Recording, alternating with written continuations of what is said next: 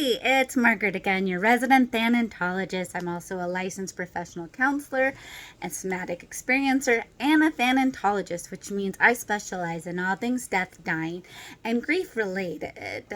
And today, snuggle up. I hope you've got your favorite beverage with you, maybe a snack, or you're just nice and cozy because today we are going to talk about ambiguous loss. So, ambiguous loss is the grief we experience when somebody is physically present or mentally absent, such as dementia, addiction, pervasive mental health, or they are physically absent and mentally present, such as somebody that is missing, prisoners of war, maybe somebody's been kidnapped. This happens with trafficked people.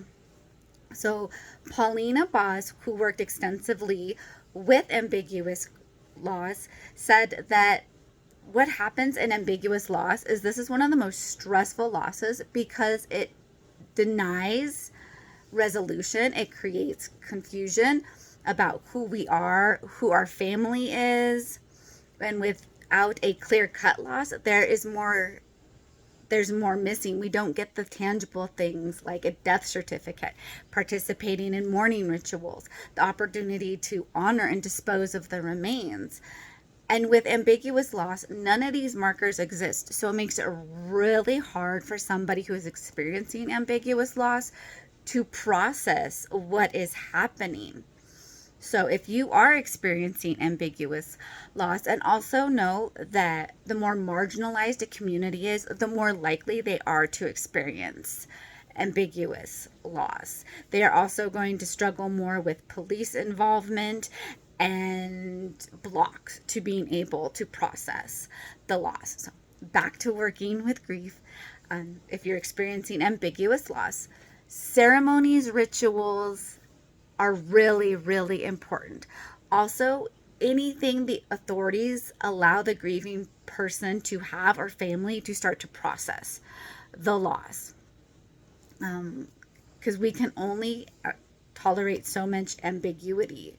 So if you are going to process this with a therapist, make sure your therapist is experienced in grief and loss, or they have done their own work so that they can hold this space for you.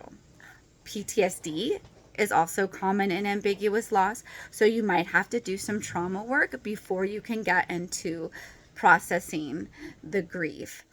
And then part of what you're doing is you are learning how to tolerate the possibilities of absence and presence and the emotions that you're going to be feeling while you're working through your ambiguous loss.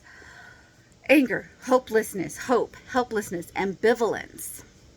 And you get to process all these. And part of what also makes ambiguous loss so hard is, as a family unit, as a community, we can also be feeling these at different times. There can also be blame and guilt happening. If somebody goes missing, we blame ourselves, we blame the community, we blame the people that they were around last. So ambiguous loss, again, this is one of the hardest losses to experience. And being gentle with yourself, giving yourself space to feel all these emotions, to know that you are not alone and that what you're experiencing is valid. So thank you for watching today. Remember, grief and death are all part of the human experience, and it's okay to take things day by day, moment by moment. If you have any thoughts, questions, or want to share your own experience, leave me a comment, like, follow, subscribe, do all that good stuff. Follow me for more conversations on death, dying, and grief. Remember to take care of yourself. Until next time, stay curious, stay connected, and keep exploring the depths with me. And next week, we will be exploring collective grief. Thank you.